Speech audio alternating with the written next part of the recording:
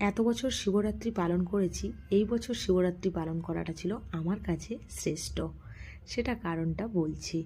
এখন দেখো, মন্দিরে যাওয়ার জন্য সব ফল থেকে শুরু করে মিষ্টি থেকে সব গুছিয়ে নিলাম। মিষ্টি বলতে সন্দেশ নিচ্ছি, আর এই যে দেখো কর্পূর নিচ্ছি, কর্পূরের আরতি করব বলে। আর তোমাদের দাদাভাইকে বললাম ডাবটা কেটে দুধের সঙ্গে মিশিয়ে দাও, ওখানে যদি কাটার জন্য কিছু না পাই। এরপরে রেডি হয়ে গেছি মন্দিরে যাওয়ার জন্য।